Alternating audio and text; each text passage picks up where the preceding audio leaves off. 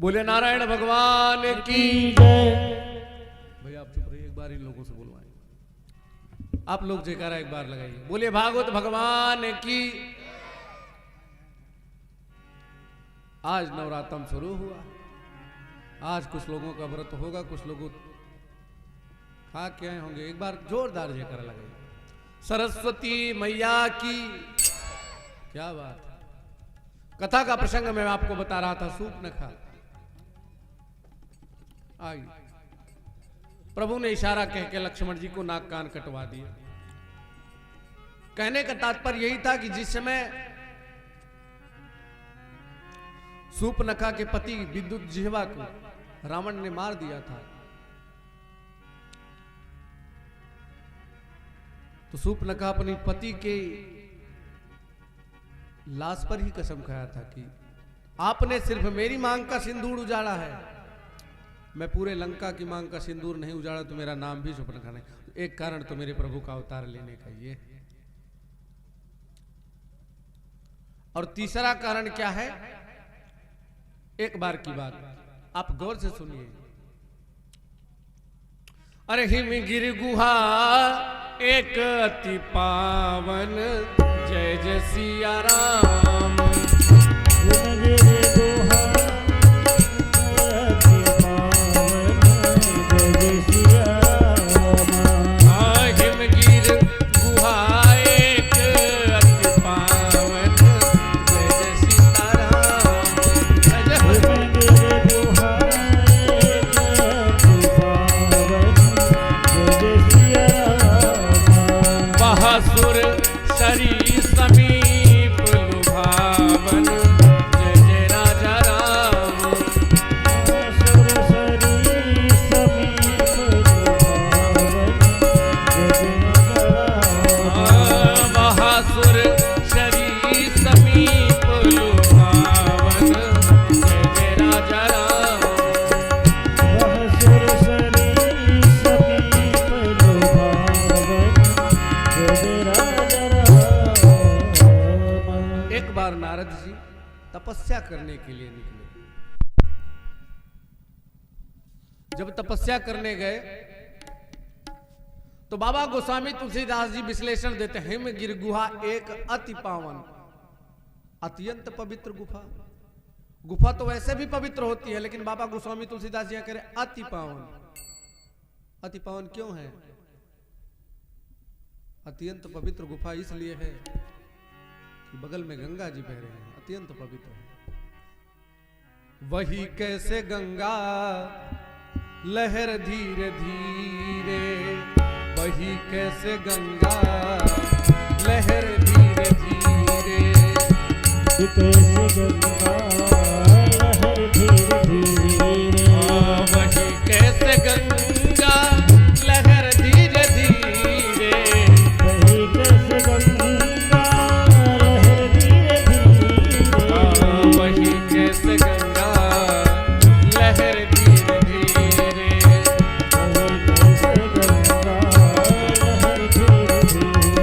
अरे हरिद्वार में कैसी शोभा सी माता, हरिद्वार में शोभती माता।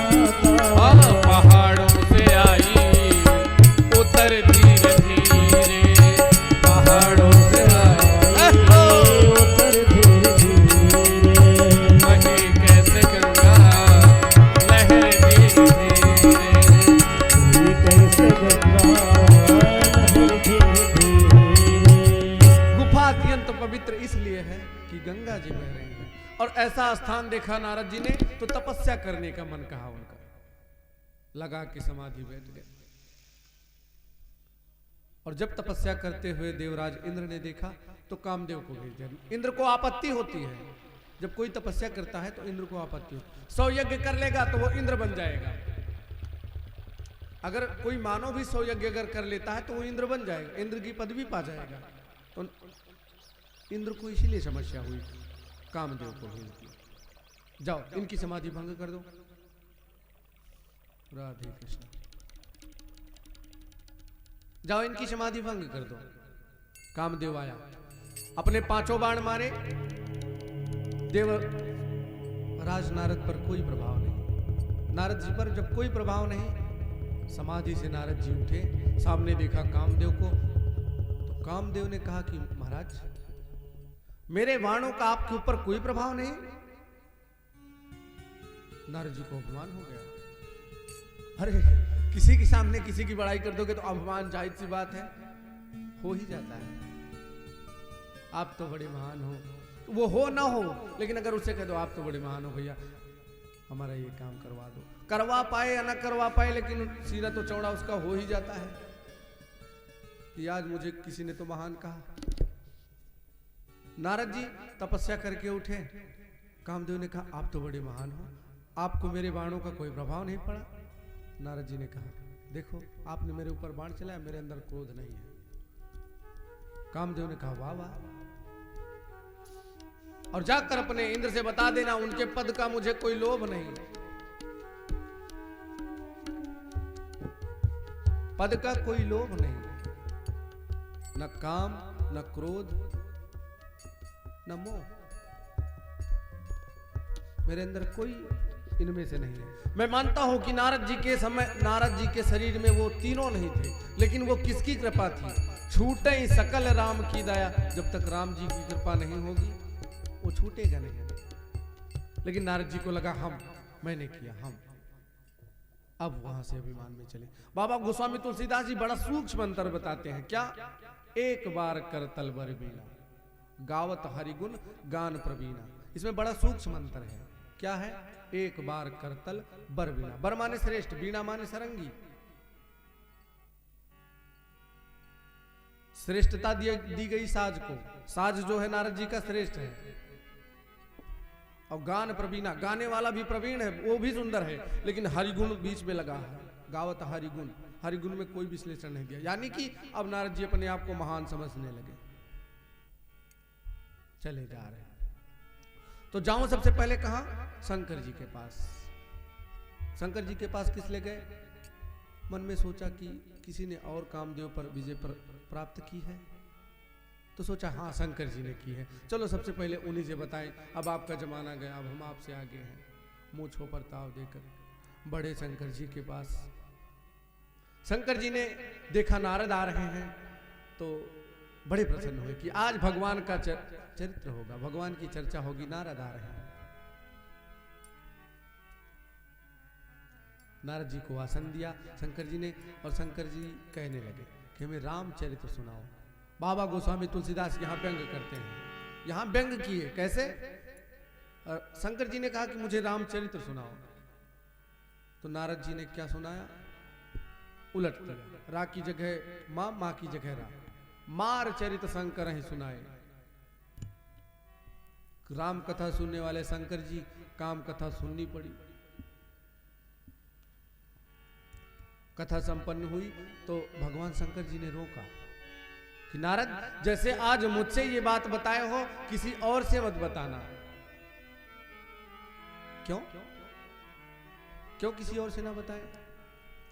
अरे हमें किसी से क्या लेना देना, हम किसी को नहीं बताएंगे नारायण के सिवा। शंकर जी ने कहा हाँ हाँ, बस उन्हीं को मत बताना, उन्हीं को मत बताना। नारद जी ने कहा कि मान लीजिए चर्चा चल जाए तो? कहा चले वो प्रसंग दुरायो तब हो, अगर चर्चा चल भी जाए तो इसको छिपा लेना। दीन उपदेश शंकर ही नहीं नारद ही सुहान, भरद्वाज को तुक सुनो हरिक्षा बलवान। शंकर जी ने उपदेश दिया, लेकिन नारद जी ने कहा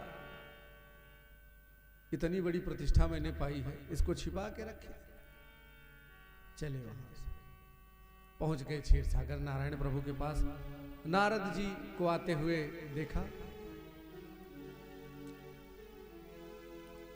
नारद जी से कहा आइए मुनिवर आइए। व्यंग किया नारायण प्रभु ने, बहुते दिनन कीन हुई दया। मुनि बहुत दिनों बाद दया की, बस इसी मौके की तलाश में। कहां थे अभी तक?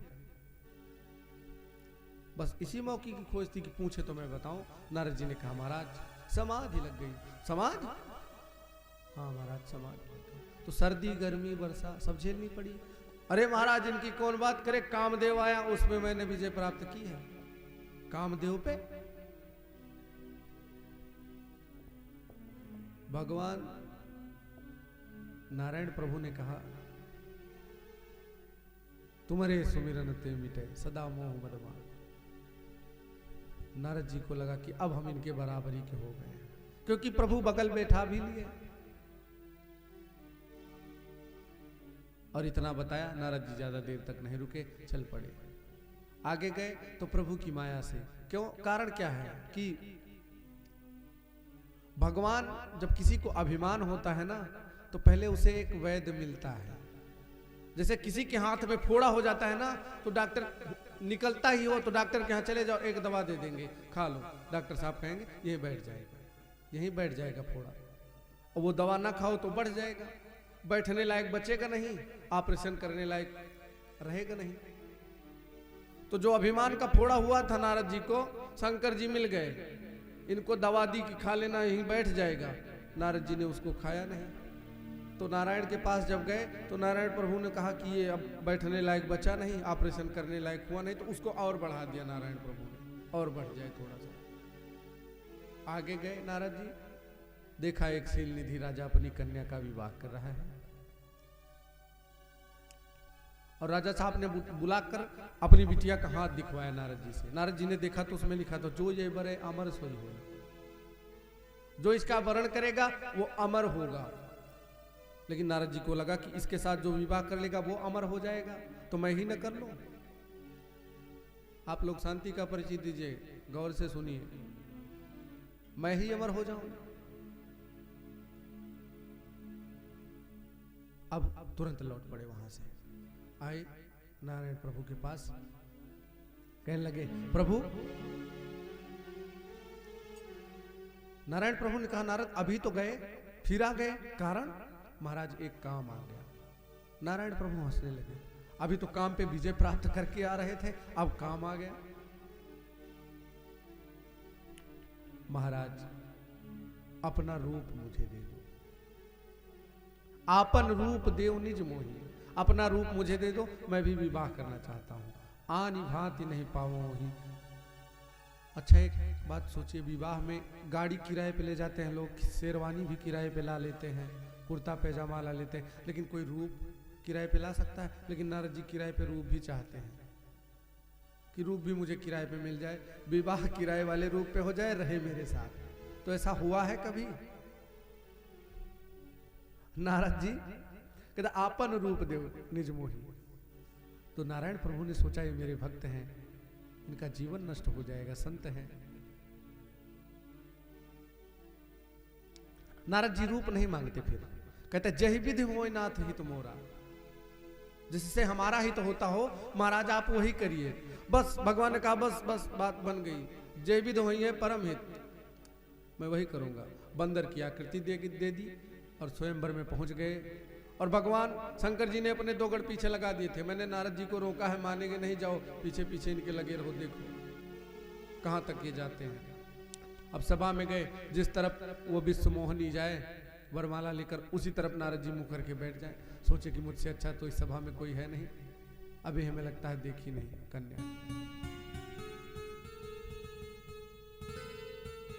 कन्या प्रभु नारायण प्रभु आए, वरमाला कन्या नारायण प्रभु के गले में पहनाए और लेकर विश्व मोहनी को प्रभु मेरे लेकर चले गए।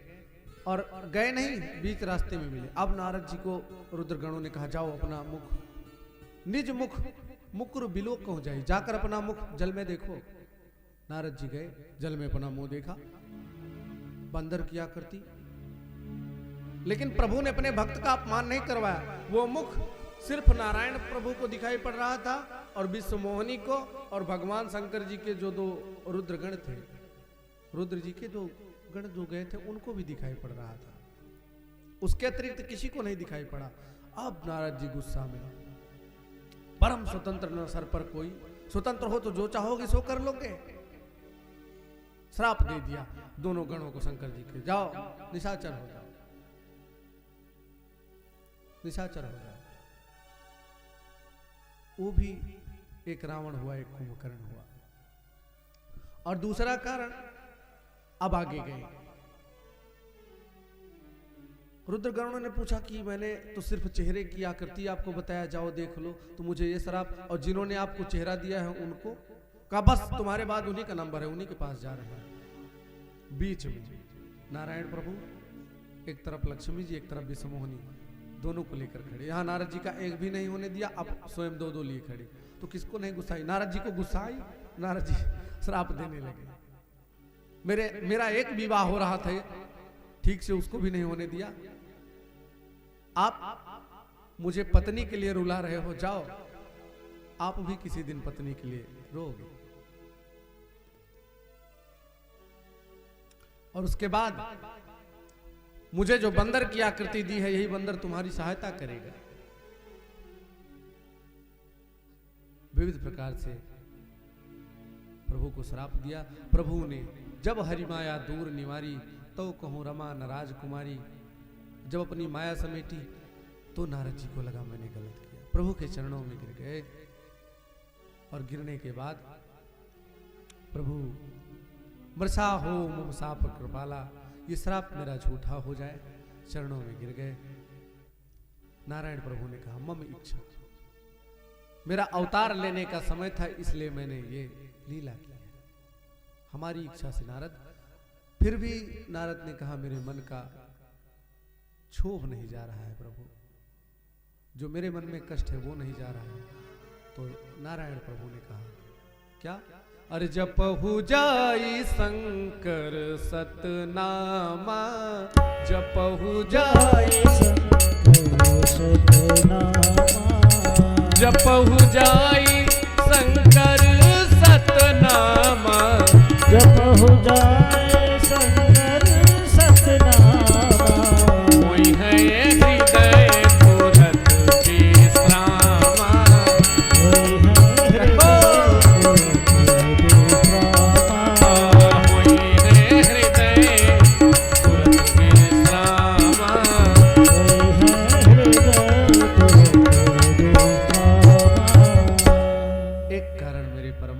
अवतार लेने के लिए नारद जी का हुआ बहाना। और लास्ट कारण आप सुनिए, राम जी प्रभु के अवतार लेने का लास्ट कारण यह है, मनु महाराज शत्रुपा जी थे।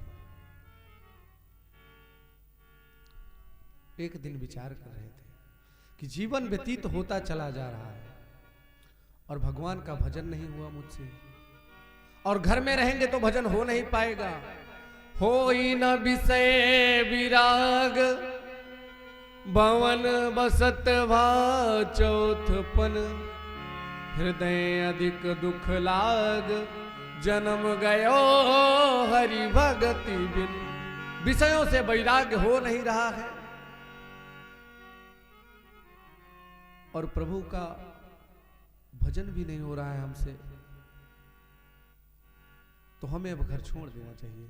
हर कोई को संकेत देती है प्रकृति। कैसे? 50 के बाद जो गिनती चलती है उसमें आप शब्द सुनिए क्या रहता है, 51 कि वन चले जाओ, अब बूढ़े हो गए हो, लेकिन कौन बन जाए? सोचते हैं कि बेटे की शादी हो जाए, और जब बेटे की शादी हो जाएगी सोचेंगे अब नाती हो गया 19 साल का, इसकी भी कर दे तो भगवान का भजन करें। फिर नाती का भी नाती हो गया, अब ये है अगर इसको छोड़कर चला जाएंगे तो मेरे बिना ये रो रो करके घर भर देगा।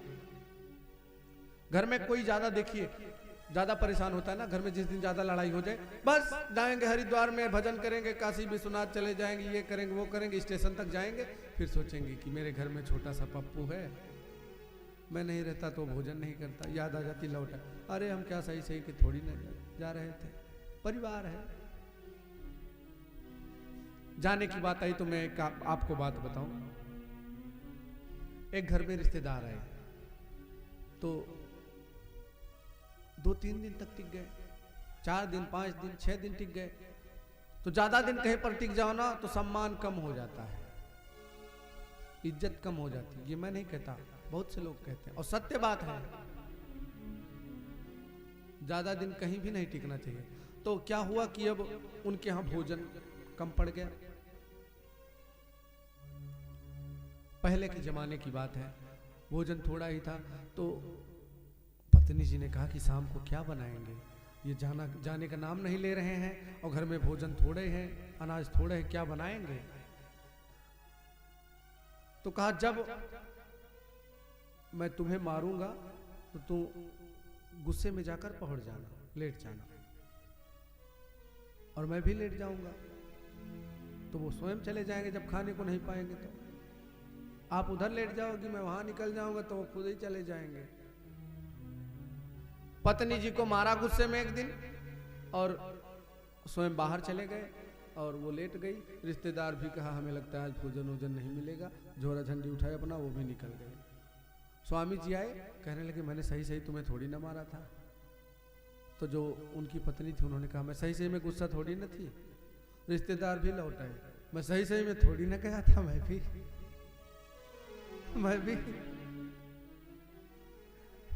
एक रिश्तेदार और थे, वो भोजन थोड़े, एक टाइम का भोजन हो गया, शाम को कम पड़ गया भोजन, बनाए क्या? तो बेटा आया, पिताजी अब घर में राशन है नहीं, शाम को क्या बनेगा? तो कहा बेटा ये बात यहाँ मत पूछो, जो मैं और रिश्तेदार दोनों लोग बात करते रहे आपस में, उसी बीच में आके पूछना, उसी बीच में जब मैं बात करता रहूं तो आके पूछना। तो दोनों लोग जब बात करने लगे तो बेटा है, पापा शाम का भोजन क्या बनेगा? तो पापा ने कहा कोई राक्षस हो क्या, अभी तो खाया था, अब रिश्तेदार को खाना हो तो पूछ लो।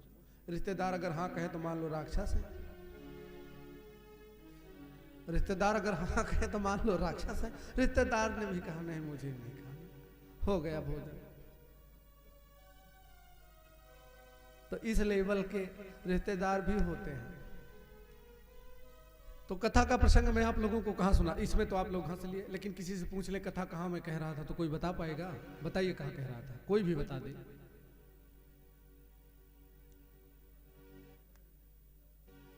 हो ही न विषय विराग।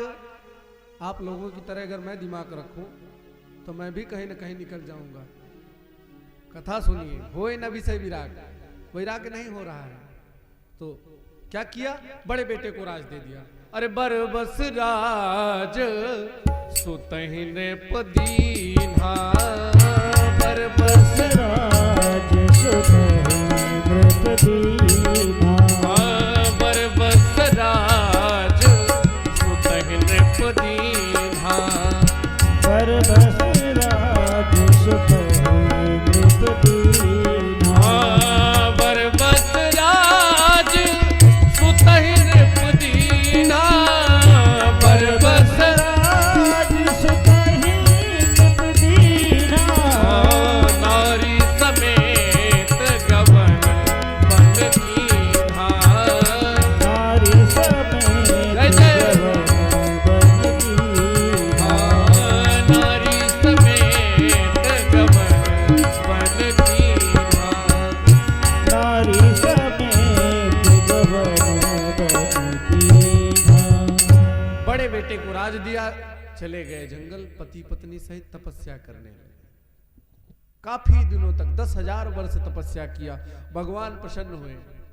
मांग मांग नव, आकाशवाणी हुई, मांग मांग वर मांग, वरदान मांगो।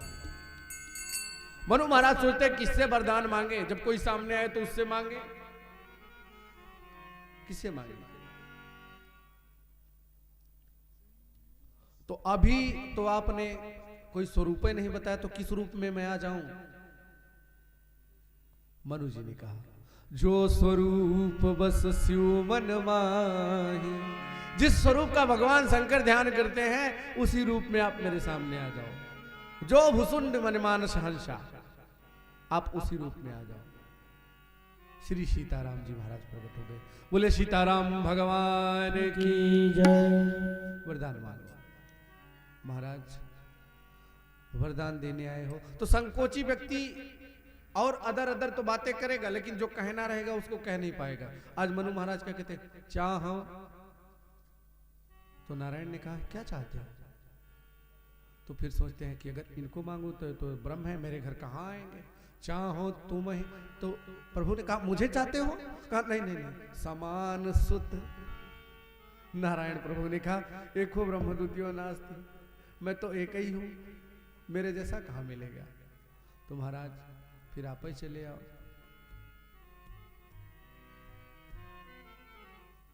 प्रभु ने कहा यो मस्तु, समय मेरे भाई बीता। वही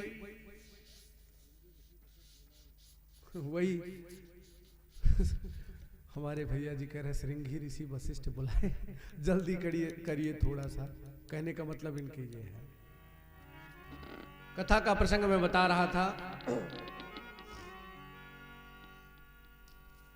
कि कौशल्या रूप में महारानी शत्रुपा, मनु महाराज दशरथ के रूप में। एक दिन की बात, तो सोचने लगे कि मेरे पास आज क्या नहीं है। वैभव, साम्राज्य, घर परिवार सब कुछ है, लेकिन एक पुत्र नहीं है। भय गिलानि मोरे सुतनाहि, एक बार भूपति मन माही। ग्लानि हुई मन में कि मेरे पुत्र नहीं है। आज इनको ग्लानि हुई तो ये गुरु जी के यहाँ गए। आज लोगों को ग्लानि होती है तो कोई अस्पताल जाते हैं। भगवान तो बाद में, जब अस्पताल वाले हार जाएंगे तो बाबा की शरण में जाएंगे। महाराज कोनो उपाय कह दियो। पहले तो डॉक्टर था, फिर उसके बाद कोई संत। लेकिन संत भी आज कई तरीके के हैं।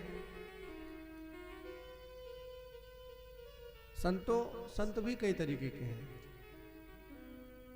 तो कथा का प्रसंग में ज्यादा इधर उधर ना ले चलकर सीधा दशरथ जी महाराज कहाँ गए। अरे गुरु गृह गयऊ तुरत मही पाला, गुरु गृह गयऊ तुरत मही पाला, गुरु गृह गयऊ तुरत मही पाला, गुरु गृह गयऊ तुरत मही पाला, चरण लाग कर विनय विशाला, चरण लाग कर विनय विशाला, निज दुख सुख सब गुरु ही सुनायो, निज सुख दुख सब गुरु ही सुनायो, निज दुख सुख सब गुरु ही सुनायो, निज दुख सुख सब गुरु ही सुनायो, कहे वशिष्ठ